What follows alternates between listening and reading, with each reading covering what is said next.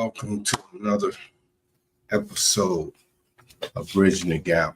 Got a different background today. What I'd like to do is reiterate what I've said. We've taken a different direction as far as the show goes. So what we're doing now is we're doing a little bit more educating. Okay, so hopefully we can get more people on board with this. I'd like to recap a little bit, if I can. Let me get this.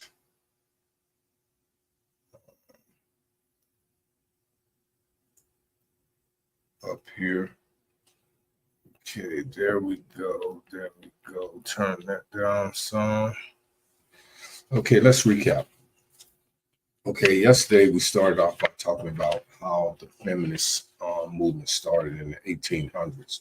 Okay, and it was started by those of you that's joining us late. It was started by Elizabeth Cady Stanton and Lucretia Mott, who were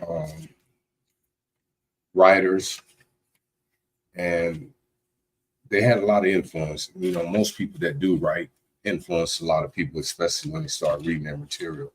So what their plight was to take the stronghold from men off of employment,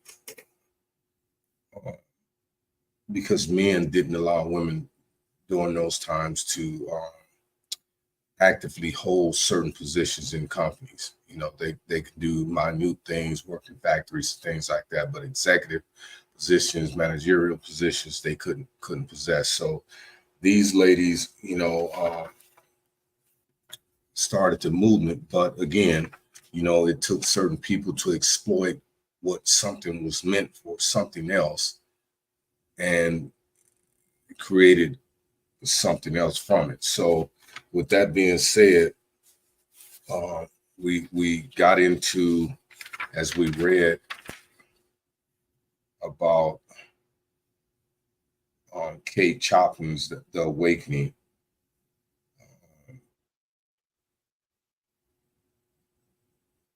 which was a chronicle of a woman's search for independence and self-realization through sexual experimentation. Now, what happened with this is how my purpose, how women took the opportunity from employment aspect and turned it into a gay movement. Okay, so we're not really going to get into that, but they exploited an opportunity to create a lesbian movement, and they piggyback off of the feminist movement. Okay, so today we're on part 2, and we're talking about strength and what does it mean. Okay, I'll be reading a couple of paragraphs, and then of course I'll elaborate on it. And if you like, you're more than welcome to call in, make comments.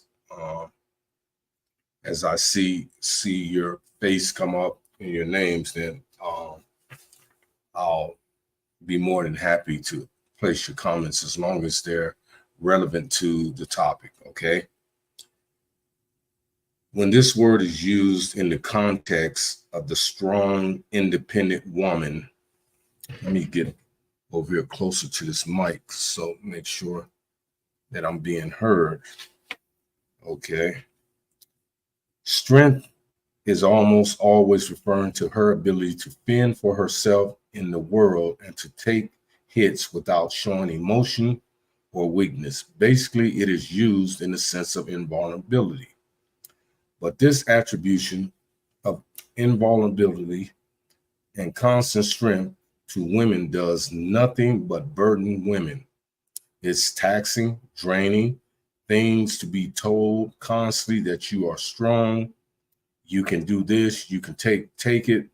This limits a woman's option and forces her to endure beyond what her natural capabilities are, and pressures her not to show any emotion lest it betrays a sign of weakness. This kind of strength does not make a woman happy, just the opposite. There are different kinds of strength.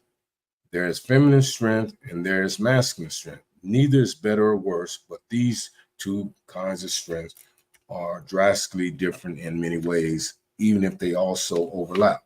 Now, if we go back in a little time as this movement started to progress, statistics prove that men and women, because of the economy, they had to stick together. There was a strong bond between women, and I'm talking about across all ethnic barriers. And as we move forward towards the civil rights, a lot of things started to change. The laws were being abused by the people in charge towards a certain race of people, and what they did is they separated predominantly the Black minorities families. They took the men out. They brought in the drugs, and this is kind of getting off the subject, so I really don't want to get into it. But what they did is they created an episode to separate Black men and Black women. Okay, so this reinforced what I just read. The women had to become independent. They had to, because there was no men there to protect them, to guide them, to influence them, to direct them. The whole 9 yards. So I truly understand the independent part. Okay, but as we read further, you would also see that when women misconstrue the independent strength that was forced upon them by society with masculinity, it's not the same. And it has been so twisted and misconstrued that now, and I have to say this, you have a lot of women that have identity crisis. When you're talking about sexual preference. Okay, so with that being said, let's read on, because I don't want to get some of you women heated where you start sending me emails to my inbox, but it's gonna happen irregardless. But anyhow, masculine strength is the kind that most of us instantly go to in our minds when we think of the word strength.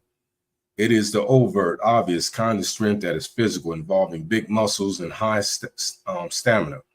Men win in this kind of strength, hands down. Anyone with 2 eyes in their head can see that men have heavier frames than women, larger bones, heavier muscle mass. Men are taller, have broader shoulders, way more than women. At the same height, men have much greater upper body strength, a much stronger grip. Men can run faster than women, jump higher, punch harder. This is why we have men's sports and women's sports separately, so that men don't hurt women in these various physical activities, because the disparity in physical strength between the genders is so vast, there is no debating this biological reality.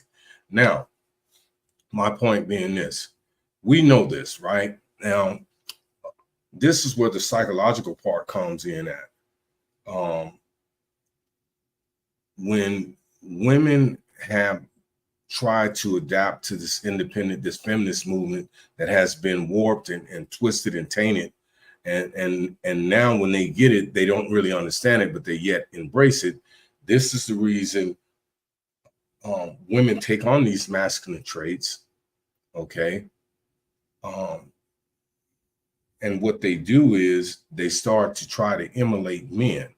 Now, it's one thing I can say through my observation, not any personal experience, but through my observation, women that take on these roles that emulate men, when they try to dress like men, they try to talk like men, they try to do things that men do.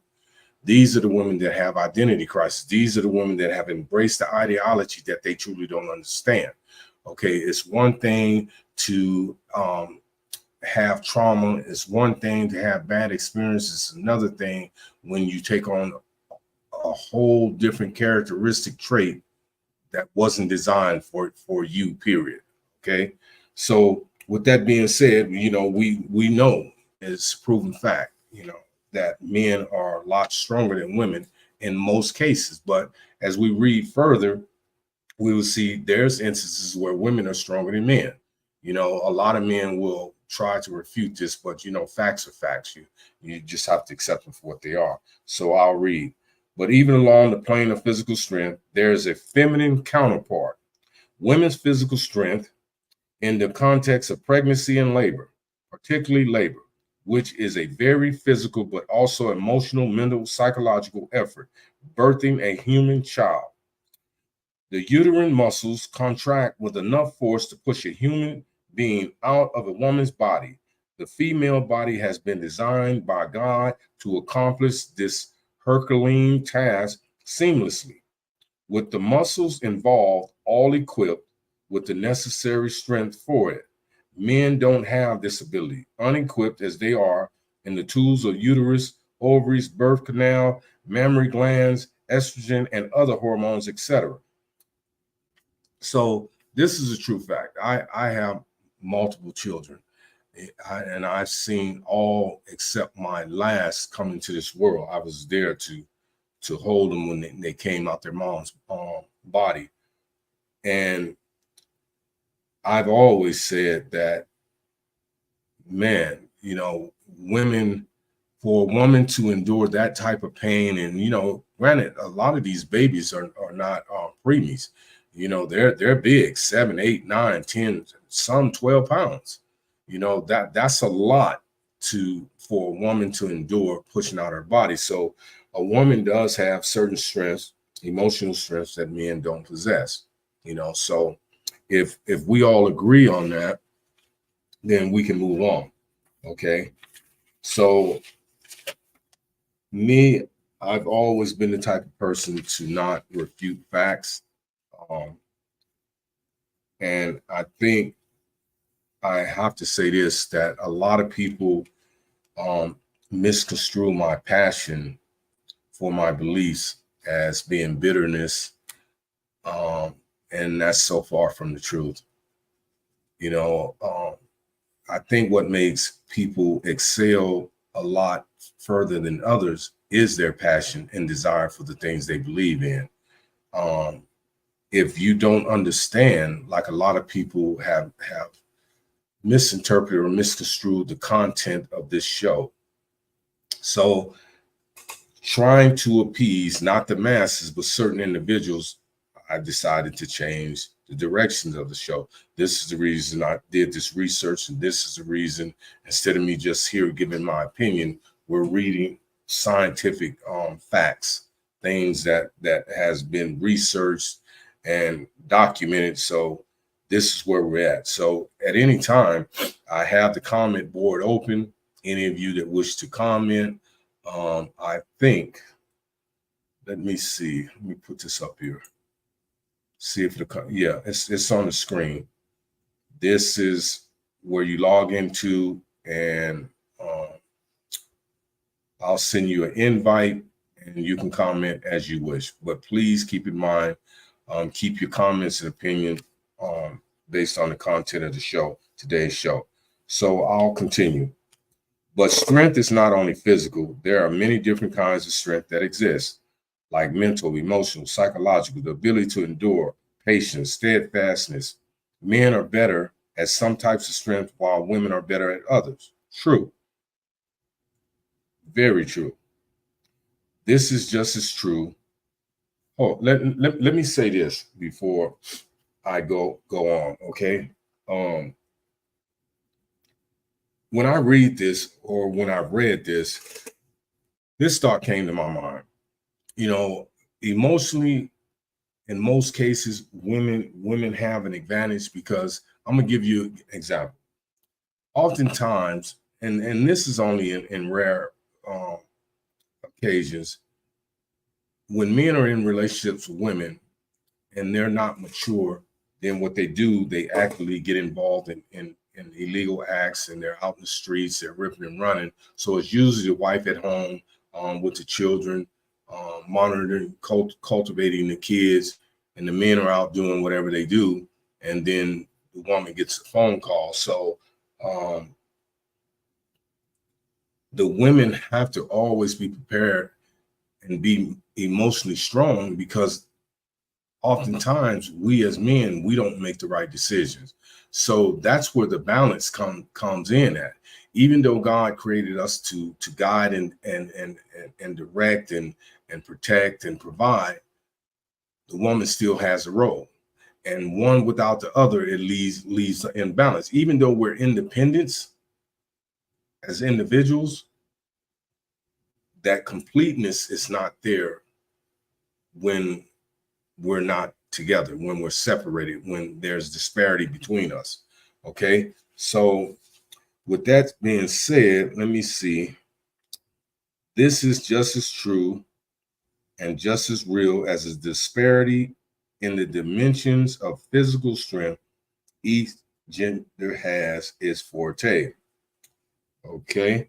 So as a concrete example, non-physical strength that is gendered. Men are strong when it comes to stoicism and discipline of emotion, whereas women are strong when it comes to unpacking and harnessing emotions.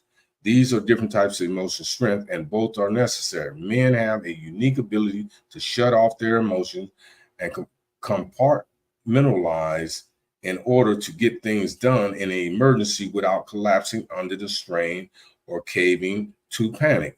Women, not as much. But women have a unique ability to express, share, and understand their emotions and their root causes, and can use this key knowledge in order to heal old wounds instead of letting them fester. To usage hurts. To nurture growth and warmth in the relationships and context of family. Men, not as much. Now, I'm going to have to disagree with that to a degree. Okay, maybe so in a lot of cases, but in some cases, no. You know, women, they do fester, and as this is read and composed, they do hold grudges. A lot of women will tell you that. They hold grudges. They can't let things go. Where and men do too. But oftentimes men, most men, disciplined men, they won't use energy. They don't waste energy on things like that. And I'm one of those individuals. It's just a waste of time.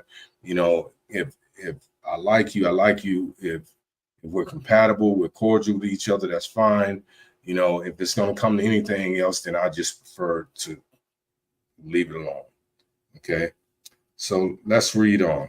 But generally, these fine details are missed in the feminist claim that women are strong and independent, and they usually just mean that women are strong in the sense of masculine strength. Rosie the Riveter. Now, Rosie the Riveter, I don't know if you know, it's a poster, and I got a picture of it, and I'll show it to you.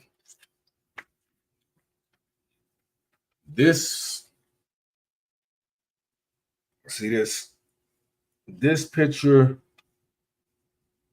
we can do it derived during World War II about factory workers. That's where it came from, and that was Rosie the Riveter. Okay, and again, that picture or that portrait was taken out of context, and it was utilized for something entirely different than what it was designed for. Okay, just like the feminist movement.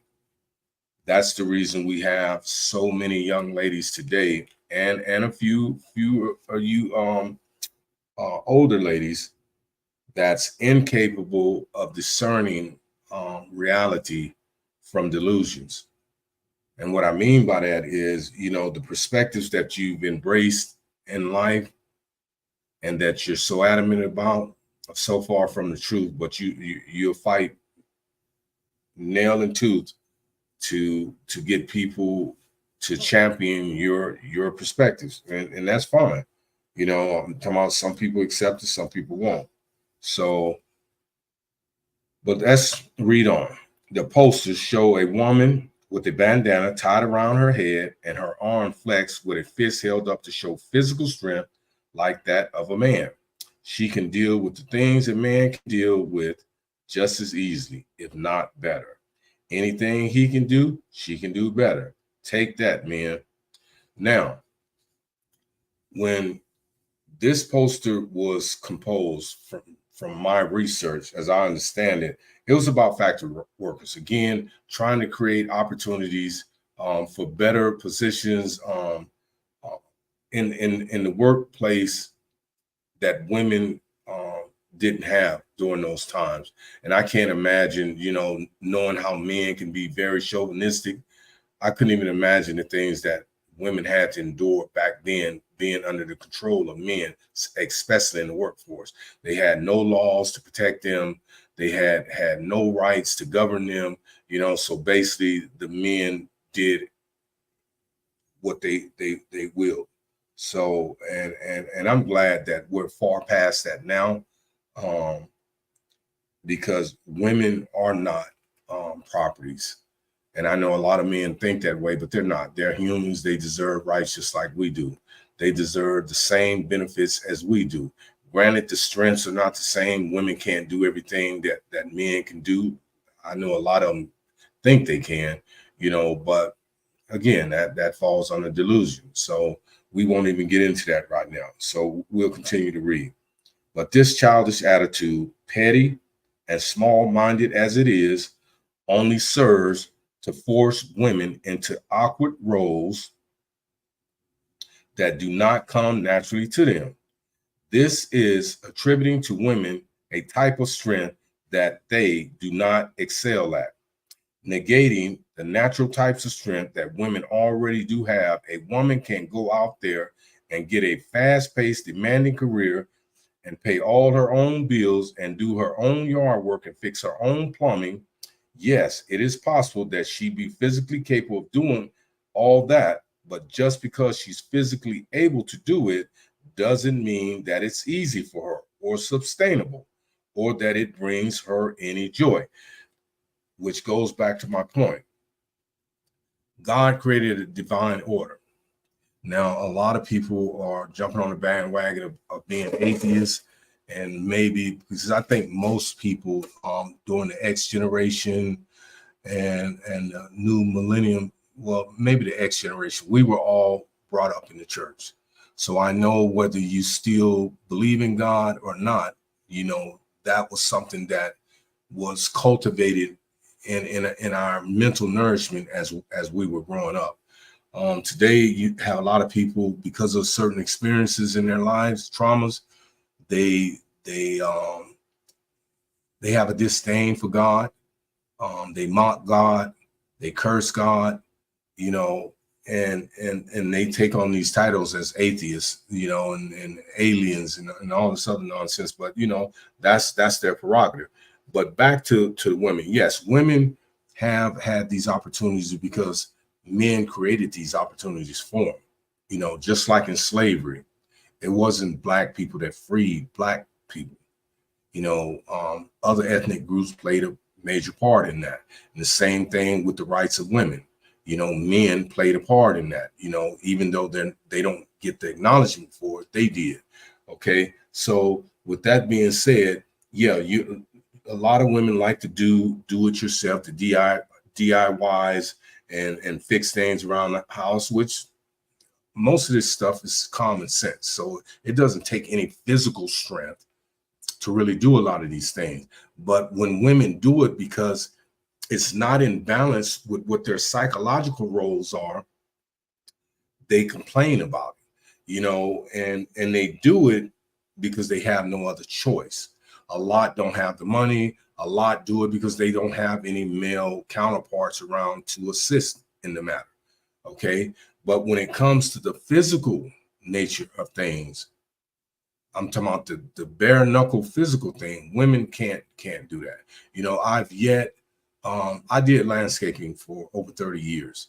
And I seen a few ladies out there try to do it. But what I noticed is even I ran into a sister um, uh, group that had a landscape business when I was out there. And I noticed that even with all their knowledge and their desire to do landscaping, they always delegated the more physical aspects of the job to the men. And I'm not saying that they couldn't do it. I just don't think they had the longevity to do it. When you're talking about moving 10, 15, 20 tons of rocks, shoveling it up, rolling in a wheelbarrow, dumping it, raking it out. Those of you that understand landscaping, the process. It's a very tedious job. It's very tiring. It's very rough on your back, your hands, and then being out in those elements.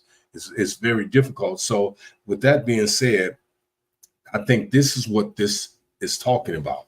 So we don't take any integrity away from women, those women that try to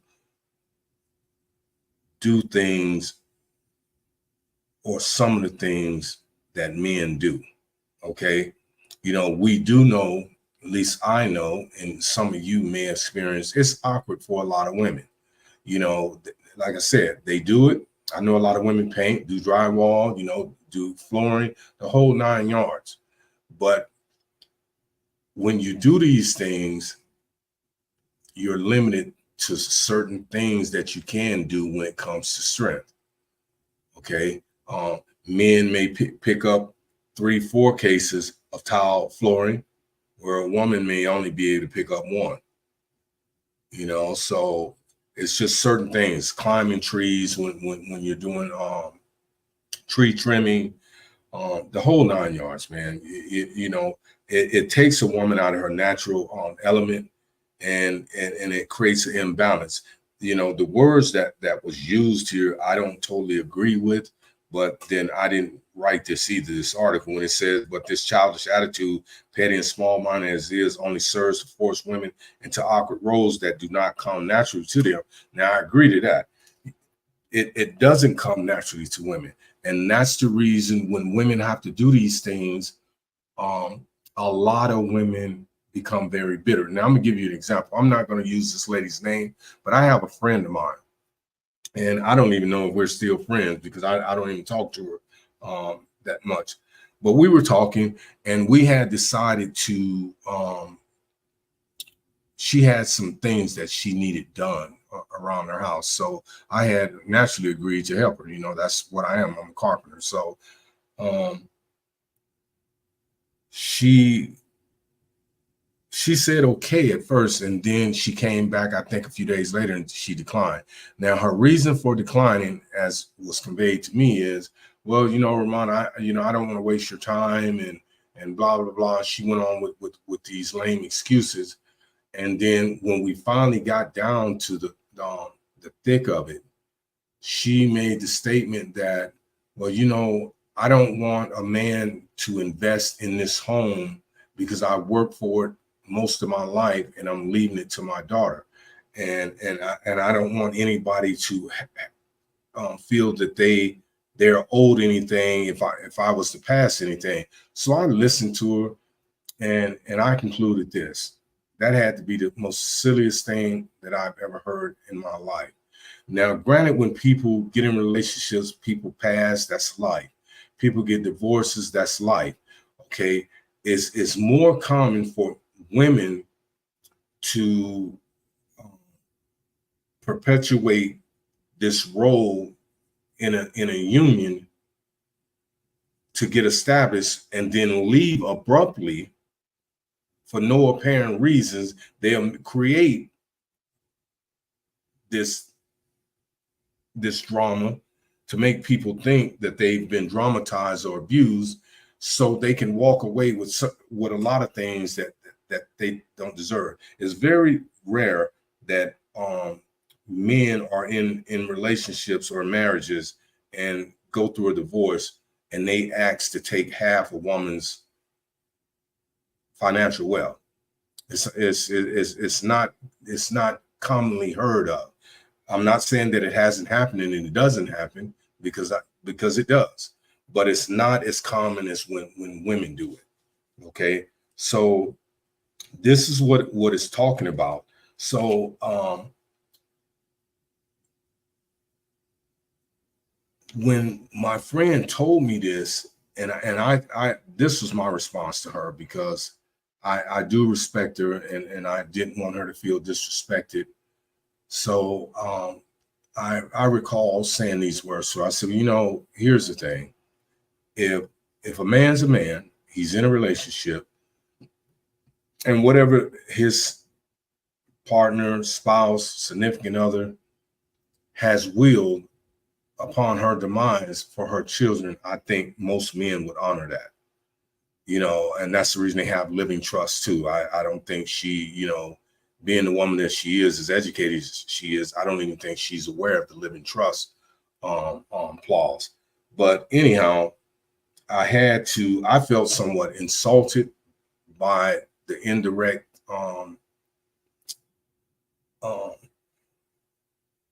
connotations that she was implying, and for that reason alone, I felt it was necessary not to pursue this woman, and the reason being is because most men are going to go out and do what they're designed to do, and that's to create their own wealth. They're not going to try to live off the wealth and the financial means of women. That's not what real men do. But then that's a discussion for another day. But with that being said, it is kind of awkward. It is kind of silly that women take on this mindset. But then we live in a world where people are praised and championed for the silly things that they say and believe in. It's just that simple. So, but let's go on, and then we're going to conclude this. Women have a certain kind of strength, as we stated, feminine strength, but also women have a certain type of vulnerability, which Wendy Shallot, in her book, A Return to Modesty, calls a special vulnerability. Women are extremely different from men in their emotional perceptions of the world. And I really want to expound on this when I finish reading. And in fact, let me underline this, so this can be my key point. Women are extremely different from men in their emotional perspective of the world. Okay? And they're handling the stressors, and they're dealing with difficult people in their navigation of relationships, training women to act and respond to life from a masculine frame to prove that they are just as strong as men is not being good to women. Now, I have a question for you women that may see this later. I pose this question to you, and I'm going to read this again. This is from Wendy Shallot, an author that wrote a book called Return of Modesty. And it was about women's vulnerabilities, right? She says here in her book, training women to act and respond to life from a masculine frame to prove that they are just as strong as men is not being good to women. Now, what do you think that means? Now, I can get down and dirty and say a lot of negative things, but I won't. But this goes back to prove my first point in the first part about women misconstruing what the feminist movement was about, how they created this lesbianism, and this is all a part of this makeup, this equation that evolved into the mindset that women embrace today. Not all women, because you have traditional women, that's women that don't play the gay thing. They're really about their business, and I commend you for that. But when it said is not being good to women, it's not being good to women, because to me, it's to me. And it's not judging people, but we live in a world where if we got vision, it's practically impossible not to judge people, especially through perception. Okay, when I see women, I don't know too many women or ladies, if you will, that sag, dress like men, tank tops, things like this. Well, this is not actually a wife beater, but baseball caps turned backwards. The whole attire that's common, if you will, for street thugs. They've tried to emulate this image to project upon women that's willing to engage in their ideology, that even though they're women, they're substitute men. Now, I'm not a scientist or anything, but just like men can't be women, I think it's practically impossible for women to be men. Now, I know you have these surgeries going on and all this type of stuff, but it takes you out of your natural creation. It's your desire, it's your choice, and I'm not condemning it, but I don't condone it either. So whatever you do, that's fine. But we're talking about women, their perspectives, and how women today are seeing it as unnatural, because it just takes you out of your natural element. Hollywood is one thing, life is life. So when you have women that act like this, or men that act like that, then that's a choice. I've heard a lot of people say, well, I was born like that. You have two chromosomes, X and Y. And I'm not going to get into all that, but you're not born like that. Some people are freaks of nature where they have two different genitals, if you will, but the majority, you're either going to be born with one or the other. So everything else that's played or added into that is mental. And it's through perception and ideologies that you choose to embrace in life based on the influences you had in your life or been around your life. So that's where that comes from. Okay. So let me go on here where it says,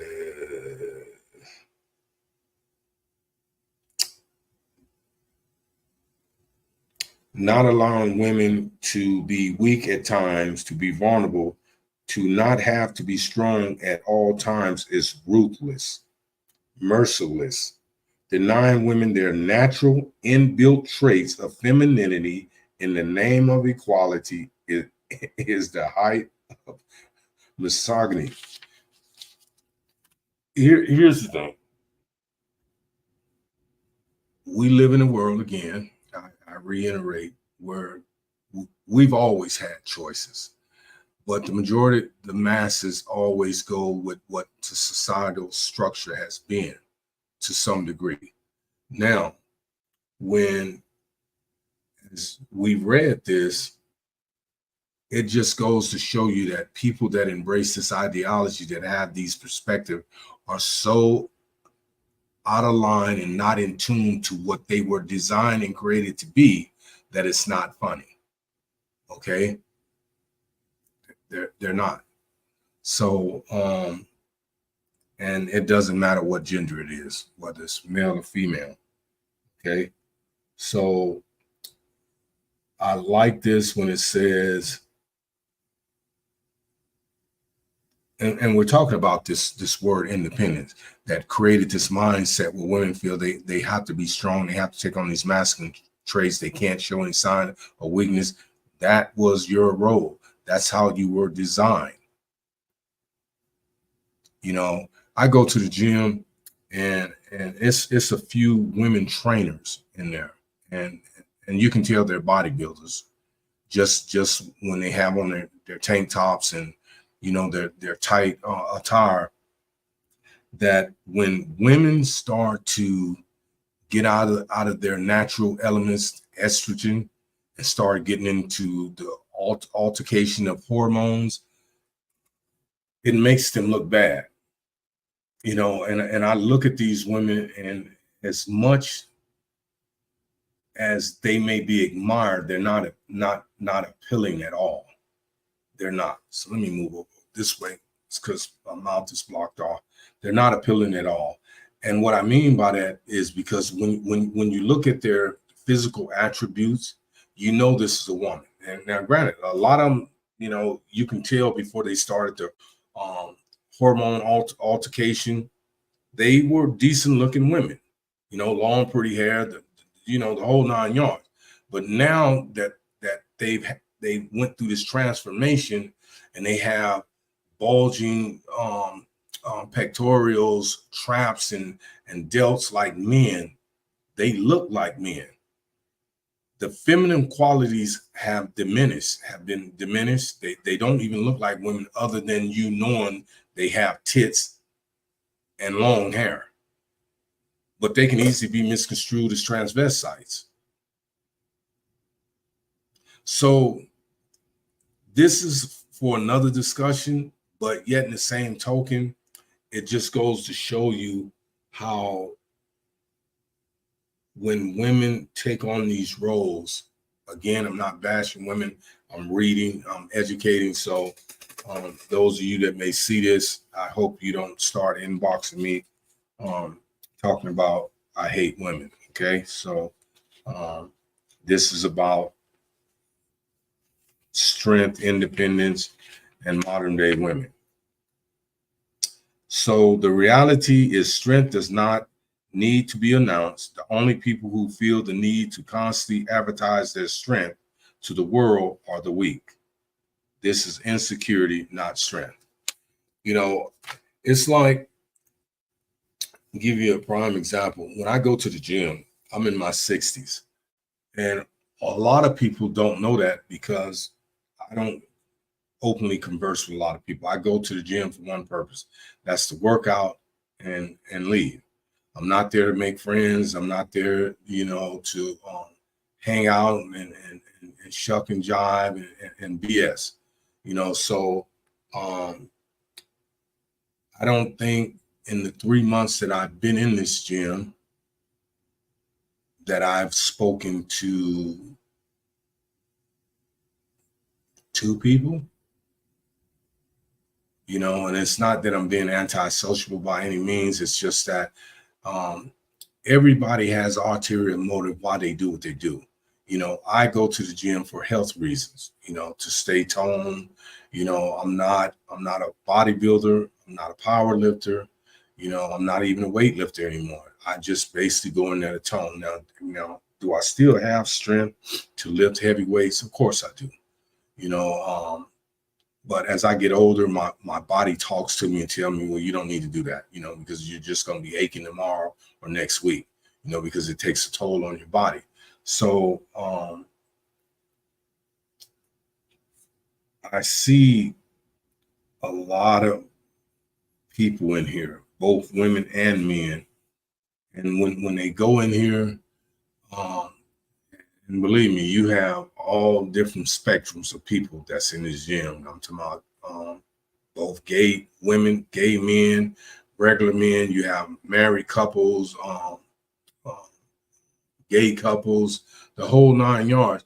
And I look at this circus, this charade, and I laugh on the inside because most of these people are only in the gym because it gives them the exposure they need to personify whatever it is that they're trying to convey to the public.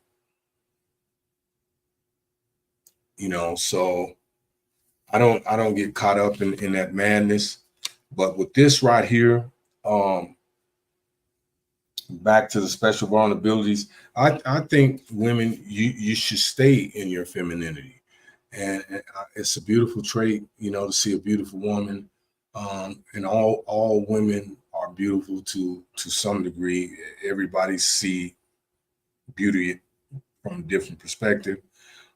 Someone once said, "Beauty is in the eye of the beholder." That's true, because all women are attracted to some man. You know, I know it used to be one of my favorite words to call women ugly, and I kind of omitted that from my vocabulary. I just now don't comment or say that she's just not a woman I'm attracted to.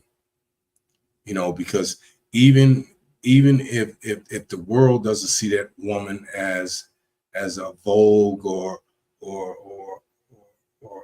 ebony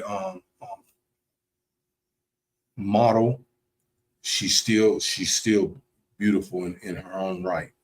All women, you know, the lack of beauty that I see in women that I talk about, and I started talking about when I first started doing this podcast, that a lot of people misconstrued, was the language, the verbiage. Um, and as we get further in, we're gonna, because I have this book right here, and this is my podcast book, okay, and this is where I have all my, um, as you can see, my different subject titles, a lot of them, it's multiple pages of them, and I come up with more and more each and every day. So um, this right here is a learning process, and until some of the guests are coming on, and we can create a different wave of dialogue, then it'll just kind of be me until people start logging in, calling in, you know. But I want to say this before I close, and this goes out to a young lady that, for some reason, believes in her heart and mind that my passion is steered in the wrong direction. Okay. And if I may, I'm just going to read a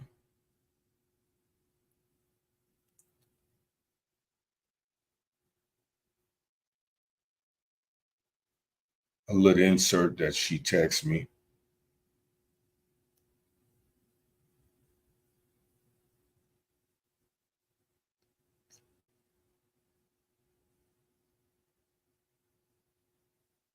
Let's see. And a lot of times people make vague promises, and that's just because they're trying to appease you. But I don't really take any of that in the stock. Um, she said, "First, congrats on returning. I would say I get the info you shared on the feminist movement. Glad at one point you stated it's not new, as my mind went all the way back to the New Corinthians woman the Apostle Paul was talking about. Overall, you stayed true to your normal format." Okay. Now, when she sent me this, I read it, and I reread it because I didn't want to misconstrue her intent. Now, here's the thing about texting and when it comes to communicating, everybody's academic levels are not the same. They're not. It it it just drives me almost insane to try to understand why so many people choose to text as opposed to talking on the phone. Um, Texting is almost like when paging came out. That was a way of communicating. Technology has grown so far since then why do we keep saying that we're moving with the times, but we're still gravitating towards the past? And that's what texting is. Now, granted, a lot of times people use this, I just don't want to be in a long conversation, so I text. Well, here's the problem I have with texting. Because everybody's grammar is not expressed the same, this is where a lot of miscommunication comes in at. Now, when I first read this, granted, I took the compliment from it, but then I thought that I seen something that probably wasn't there. Okay. So I text in response, what is my normal format? She responds, your passions relevant to your opinion and experience. And I said, wow. So now I'm combining these two messages, and I'm not going to really get into the details of why I believe that this wasn't her intent. But when people seem to misconstrue another person's intent, then that's when emotions play a part. So a lot of things that's said and verbalized or conveyed can be done through malice. And I don't believe that this was this woman's intent, but the way it was structured is what made me question it. Okay. And she concluded with a question mark saying, wasn't a put down, merely an observation. Now, that's what really made me conclude. I never said that you said anything. I just said, wow. So it goes to show you how when people compose their texts, and despite their intent, when they're composing them, it can easily be misconstrued. Now, me being the person I am, not willing to get into any debate, any argument, any name calling, I just said, you females are funny. I generalized it. And I noticed that whenever I generalize statements in reference to women, women get mad, even women that I'm not even referring to. And that's funny to me, because if a person is talking about something, it's only obvious if you're listening to it or watching it, you're interested in something that they're saying or conveying or trying to convey. So for you to take it personal, then I don't know. So she goes on to say, not with a bunch of question marks, not sure how I got generalized, was complimenting you. Anyhow, good success on future podcast.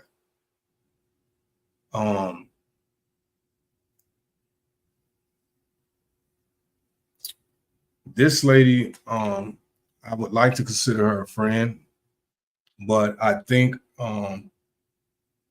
when she tries to interact with me, her emotions are involved in her interaction with me, and it kind of taints the outcome of the interaction, if that makes any sense. So I'm pretty sure, because I don't see her on here, but I'm pretty sure she's tapped in, or she's gonna watch this, because she monitors my my page.